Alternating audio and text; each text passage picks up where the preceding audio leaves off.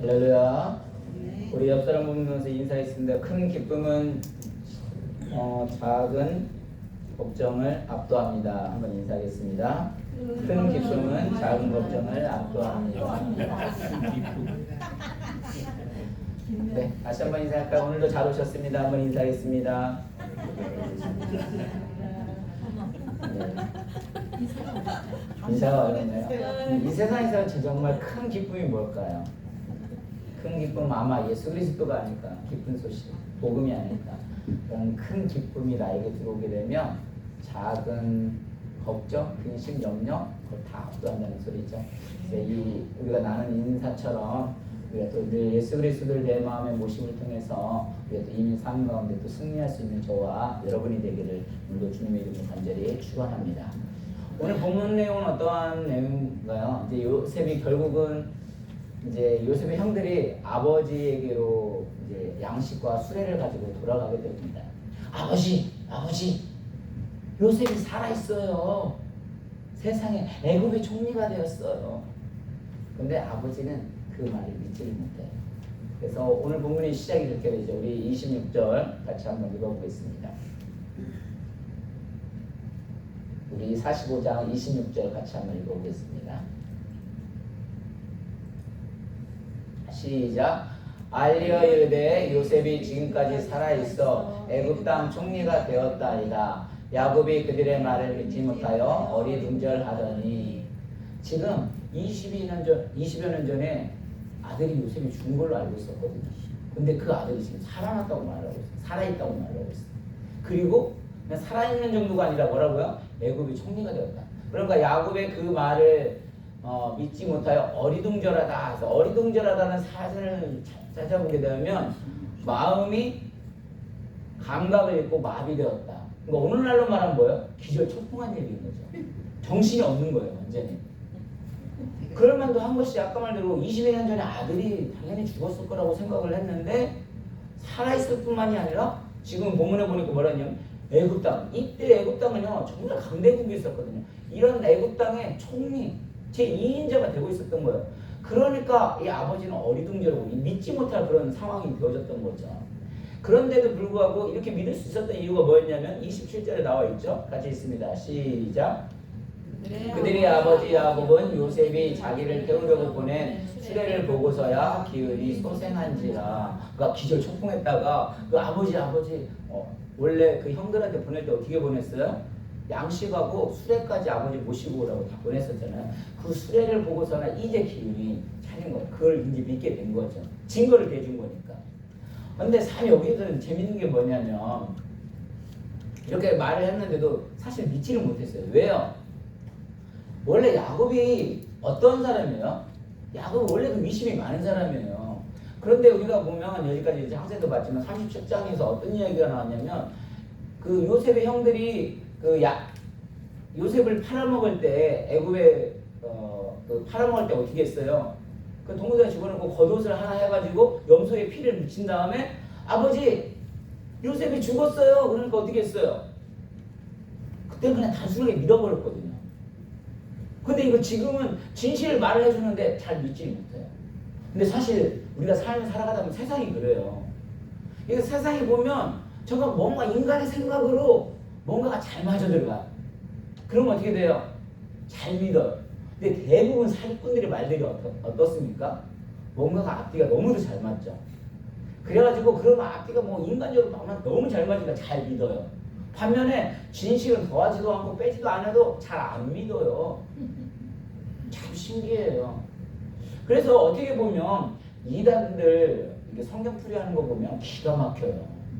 와, 진짜 인간의 이성적으로 그 모든 것이 이해가 돼요. 그리고 성경 구절도 답변도 너무 잘 찾아줘요. 와, 이건 누가 봐도 퍼펙트해. 이건 믿을 수밖에 없는 상황이에요. 그런데 더 위험하거든요, 사실은. 오히려 성경이 한번 보세요. 성경 읽다 보면 어떤 일이 발생을 해요? 우리가 뭐 가장 많이 하는 거, 그냥 동정연말이어서 예수님이 탄생을 했다고, 예수님이 물 위에 걸었다고 하고. 근데 여기서 뭐 과감하지도 않고 도와지도 빼지도 않아요. 그냥 있는 그대로 뭐예요? 말을 했어요. 그래서 이 믿음이라는 건 뭐냐면 내가 갖고 싶다고 가져지는 것도 아니에요. 정말 그 믿음이라는 건 뭐냐면 하나님이 주신 선물이라는 거죠. 여러분이 어떤 인간적인 이성으로 이게 믿어진다면 대부분 어떻게 보면 퍼펙트하면 그 거짓말일 수도 있어요. 딱딱 맞아 들어간다면, 내가 이해를 해준다면. 근데 성경은 그렇게 계력하지 않았어요. 계력이만 해도 그냥 복음입니다. 선포입니다. 뭐 진실이기 때문에 그냥 선포를 하는 거예요. 마찬가지로 무엇이 진실인가? 사실 우리는 그런 걸 늘 생각을 해보게 될 때, 저는 가끔 가다가 항상 설교를 준비할 때 유튜브도 보지만 숏커트를 본다고도 말씀을 드렸었잖아요. 근데 이게 중국 사람들이 중국 드라마도 가끔 보면 재미있어요. 혹시 보신 분들 계세요? 이분들은 어떤 권력 이런 거 약간 의시되고 좀 하는 걸 좋아하거든요. 근데 거기서도 돈 많은 사람들이 어떻게 해요? 돈 많은 사람들이 며느리를 들을 때 그냥 그대로 받아들이면 어려우니까 어떻게 돼요? 돈을 허스름한 옷차림을 입고서나 그 며느리를 받아들일 때 그 인성을 시험하고 그런 거 많이 나오죠. 드라마에서도. 근데 오늘날도 그래요. 오늘날 옷을 잘 입고 좀 깨끗하게 입고 가면 사람들이 보면 인정을 받아요. 그리고 뭔가가 좀 할 것 같고 뭐 깨끗해 입고 오면 사람은 옷이 날더라 그래가지고 뭔가가 잘못되면 정말 목사님 같고 옷을 좀 허스름하게 입고 오고 뭔가 좀 왠지 좀 이심스럽기도 하고 그죠? 그래서 사람들은 그 보이는 것으로만 잘 하거든요. 근데 여러분 화장품이 뭔지 알아요? 화장품이 코스메틱이잖아요. 그 뜻을 찾아보면 화장을 하다, 변장을 하다, 자신을 꾸며내다. 그러니까 우리들은 항상 나 자신을 다른 사람에게 보이기 위해서 꾸며내려고 많이 할 때가 있어요. 집사님 월급 얼마 받으세요? 말을 잘 안 해줘요. 연봉이 얼마 되세요? 자기 자신을 알고 있는데 잘 말하려고 하지 않아요. 왜요? 내가 그걸 말함으로 말하면 부끄러운 건지 아니면 그만큼 자신이 없는 건지 나 자신조차도 그 월급 얼마 받는다고 말하면 속상하니까 내 이거밖에 안 되나? 그러면서 더 많이 받아야 하는데 이거밖에 못 받으니까 누가 물어보더라도 잘 말하지 못해요. 우리가 어렸을 때도 보면 거울을 안 보는 이유가 뭐예요? 거울을 안 보는 잘생겨서 너무 잘생겨서 내가 잘생겼다고 생각을 하고 그냥 살아가야지. 맨날 거울 봐봐요. 디테일하게 보면 그 흠점들이 다 보이잖아요. 제가 왜 이 말을 하냐면 정말 우리가 이제 사역을 하다 보니까 때로는 이게 보이는 것만으로 하게 되면 내 자신도 소홀스럽니다. 항상 우리는 진실해야 한다는 걸 더 알게 돼요. 성도님들이 목회자에게 원하는 게 뭘까요? 항상 진실하기를 원하거든요. 사실 진실은요 어떻게 보면 좀 괴롭고 힘들 수도 있어요. 근데 정말 사역을 할 때는요 정말 하나님 앞에 진실할 때 그런 훈련이 필요한 것 같아요. 저 역시도요 목회 정말 크게 잘하고 싶어요. 근데 때로는 그 현실을 직시할 필요도 있어요. 그래서 사람들은 교회 가끔가다 목사님도 그래요. 교회 성도님들 얼마나 되세요? 한국말 이게요 나이가 들어서도 이게 젊었을 땐 그래도 쳐도 나이가 들어서도 그런 얘기 하게 되면 어떻게 보여요 여러분들? 그 목회자로 보이나요? 아무리 성공했었다 할지라도 어떻게 보면 추잡스럽게 보인다고 할까요? 좀 안타깝죠.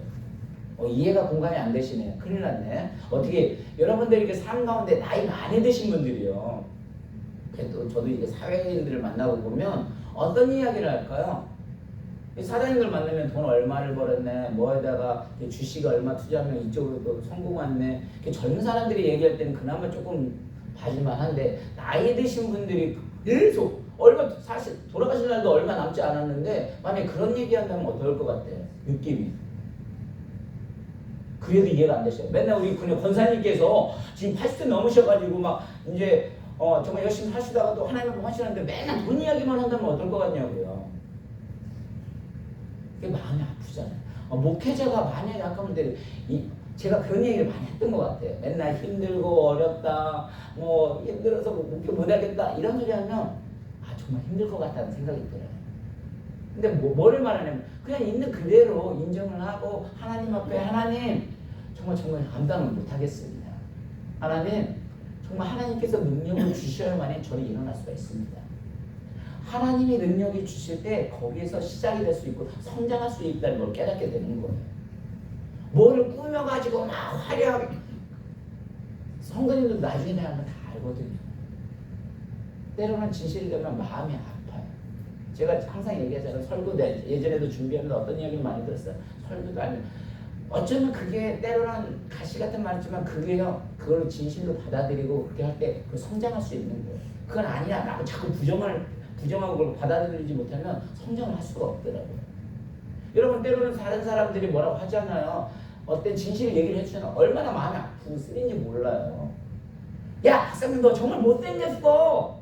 그러면 못생긴 거 때로 받아들이면 돼요. 근데 그걸 못 받아들이고 아니야 나 잘생겼어. 그래서 거울도 안 보고 왕자처럼 생겼어. 어떨까요? 네, 때로는 그런 진실을 받아들이는 게 아파요. 정말 아파요. 근데 그걸 받아들이고 인정하고 하나님한테 구하는 거예요. 하나님 이렇게 할 수 없습니다. 정말 하나님이 도와주지 않으면 저는 이걸 감당할 수 없습니다. 그렇게 진실 앞에 우리가 정직할 때 다시 일어날 수 있었다는 겁니다.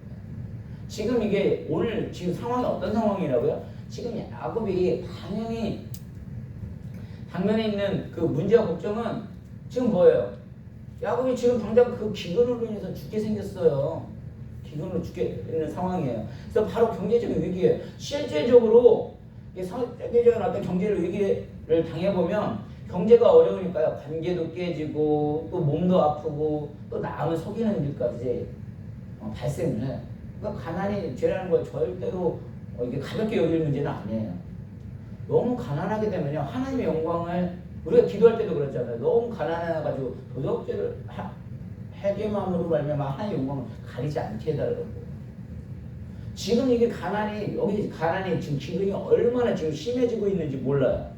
그런데 가난이 심해질 때 지금 어떤 상황이냐면 지금 너무 이제 먹을 것도 없고 그런데 그 아들들이 돌아왔잖아요. 그래서 뭐라고 하는 거야? 내 아들. 지금 요셉이 애굽의 총리가 되었다는 거. 얼마나 기쁨이 크겠어요. 그러니까 그 가난의 기쁨들은 그런 가난 어려운 것들도 뭐는 거예요? 다 없어지는 거예요. 우리 마태복음 6장 31절 32절에 뭐라고 나와 있습니까? 같이 있습니다. 시작. 그러므로 염려하여 이르기를 무엇을 먹을까 무엇을 마실까 무엇을 입을까 하지 말라. 이는 다 이방인들이 구하는 것이라. 너희 하늘 아버지께서 이 모든 것이 너희에게 있어야 할 줄을 아시느니라. 무슨 소리겠어요? 우리가 더 큰 기쁨들이 있으면 더 큰 것을 바라보게 되면 지금의 어떤 아픔 작은 것들은 사실 사라진다는 거예요. 그러니까 무슨 소리냐면 제가 항상 얘기를 하잖아요. 하나님 앞에 이렇게 나가면서 또 사역을 감당을 하면서 두려울 때가 언제냐면 그냥 렌트비 못 내고 물가가 어려울 걸 때가 정말 두려울 때가 있어요. 근데 말씀을 보다 보면 저에게도 말씀을 준비할 때 하나님을 만나게 되면요 이 기쁨이 있거든요. 그러니까 예전보다 조금 달라진 게 뭐냐면 제가 설교에 엄청난 부담을 가지고는 있었는데 말씀을 자꾸 보다 보니까 이게 토요일날 제가 다른 거 하나도 안 하거든요. 왜냐면 토요일날 그 말씀을 집중할 때 아까 먼저 하나님이 어루만 주시게 되면 사실 그때는 뭐냐면 어떤 뭐 근심, 염려, 어떤 렌트비 그런 게 아니라 한 생명이 오게 되면 그 생명이 하나님의 말씀을 통해서 변화될 것을 기대를 하고 준비를 하고 또 하나님의 능력을 보여서 그걸 변화되는 그 기쁨을 하면 더 그게 큰 거예요. 이제 그걸 깨닫게 되는 거예요.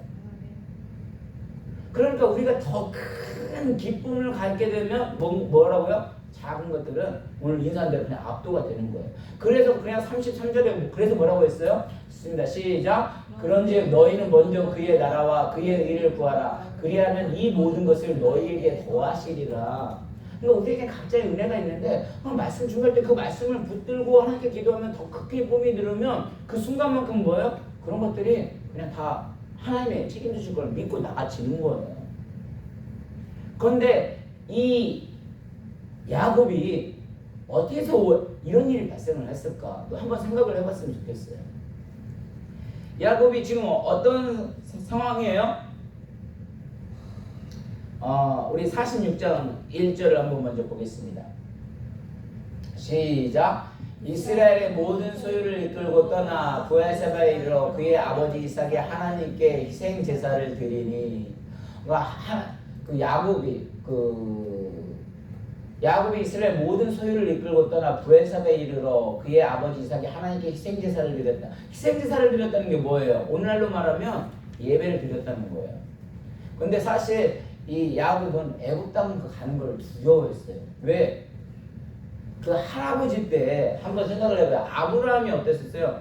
하나님께서 아브라함에게 갈대우를 떠나 너는 가나안 땅으로 가라고 했었어요. 근데 그 할아버지는 아브라함이 그 하나님의 말씀을 듣고 가나안 땅에 가자마자 어떻게 됐어요? 기근이 발생을 했단 말이에요. 그러니까 하나님이 약속의 땅 가나안으로 가라고 했는데 기근이 발생을 한 거예요.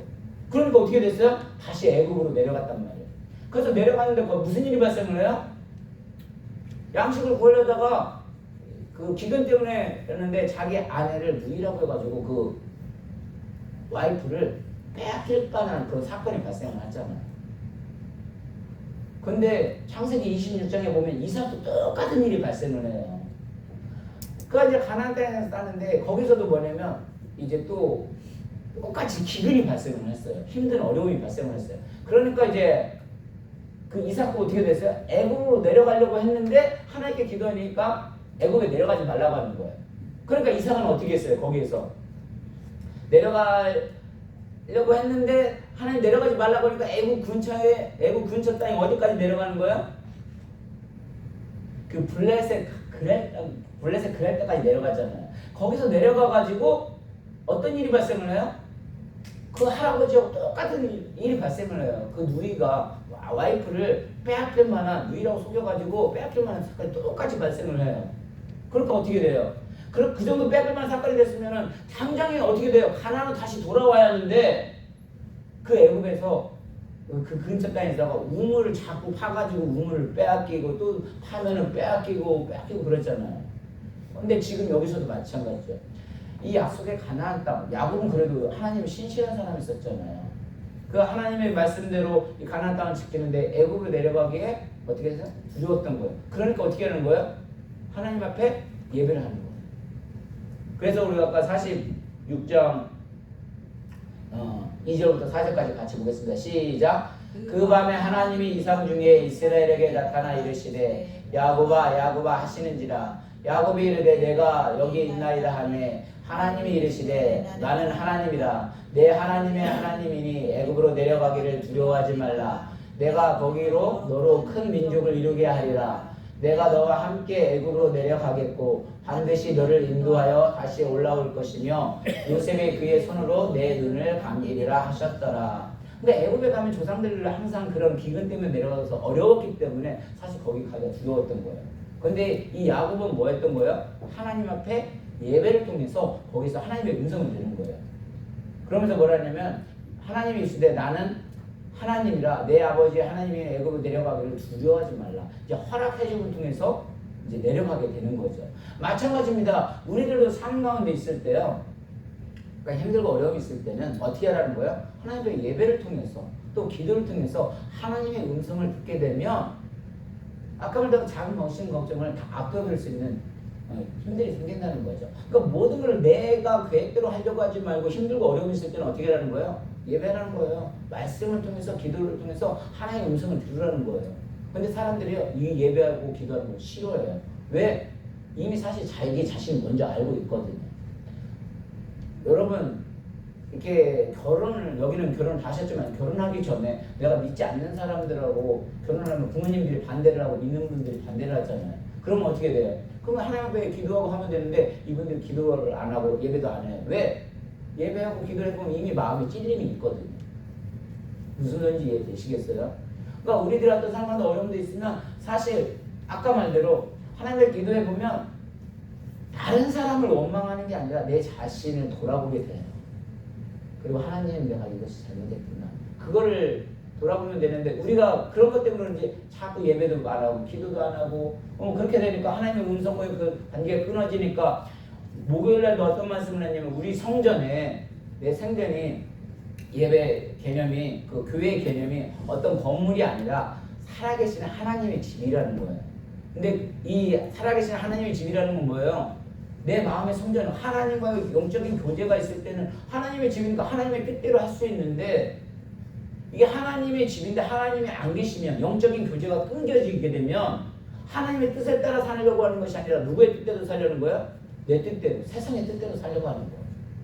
그러니까 교회를 막 세워가는 게 아니라 그냥 거기에 계속해서 공격이 들어오면 어떻게 넘어지는 거예요.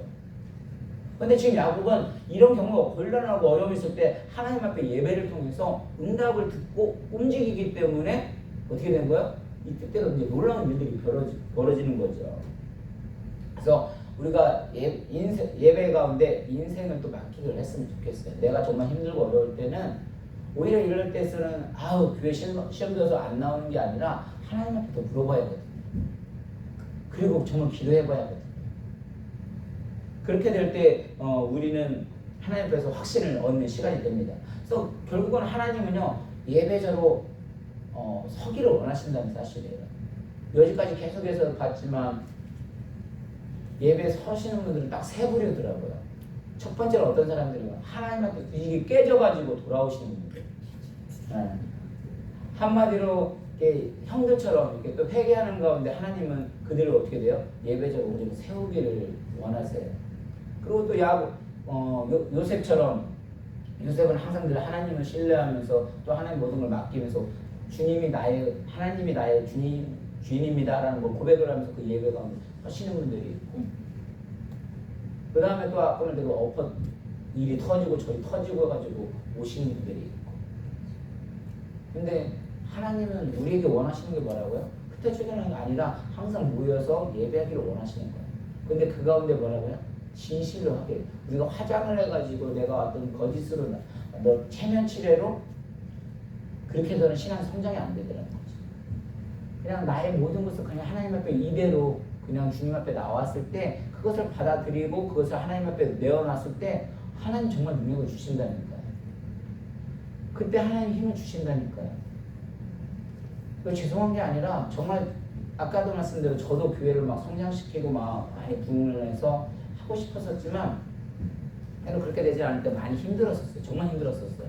근데 그냥 말씀 가운데 이렇게 준비하다 보면 하나님의 위로가 있으면 이 환경이 문제가 아니더라고요. 아까 중요한 건 뭐냐면 하나님과 나와의 관계에서 더 올바로 섰을 때 정말 정직하게 서고 나의 올바른 진실한 모습을 하나님 앞에 되어질 때 하나님 능력을 주세요. 그렇게 되어졌을 때 하나님 거기서부터 능력이 시작이 되어지고 되어진다는 거예요. 내가 거짓으로 하면 사실 이미 성도님들이 더 잘 안다는 거죠. 먼저 안다는 거죠. 그래서 우리가 이 짧은 인생 모르겠어요. 저도 두렵지만은 어쨌든 이 짧은 인생 목회도 많이 해야 저도 55면은 많이 해야 15년, 20년 정말 그렇게 한다고 해도 근데 지금 이게 살아보면 정말 금방인 것 같고 금방 없어진 것 같아요. 굳이 인생을 낭비할 필요가 없는 것 같아요. 하나님이 우리를 왜 지으셨다고요? 하나님이 우리를 통해서 찬양받기를 원하시고 예배받기를 원하시는 거예요. 그렇다면 본질이 아까 말대로 다른 것으로 시간 낭비하고 싶지 않은 거예요. 요즘에 그게 제 마음이에요. 그렇게 되어질 때 정말 사람들이 비굴하게 사람들의 아버지 앞으로 사람들을 바라보는 게 아니라 아까 말해서 하나님이 주시는 큰 사명, 그 기쁨 그게 있으면 그냥 그런 것들이 어려운 건 아닌데 그냥 압도될 수 있는 힘을 하나님이 주신다는 걸 느끼는 거예요. 그래서 저와 여러분들은 하나님의 목적은 모든 어떤 고난과 난관을 통해서도 결국은 뭐냐면 예배하는 자를 만드신다는 거죠.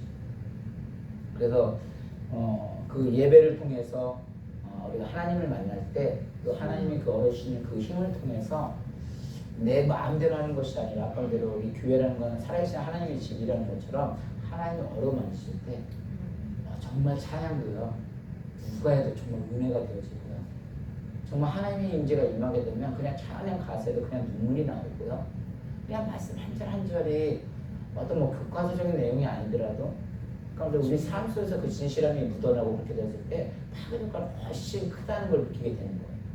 그래서 저와 여러분들은 늘 하나님 앞에 진실함으로 다시 한번 하나님의 뜻을 묻고 또 하나님 앞에 확신을 얻는 또 예배를 통해서 여러분 삶 가운데 또 예배 가운데 승리할 수 있는 저와 여러분이 되기를 오늘도 주님의 이름으로 간절히 축원합니다.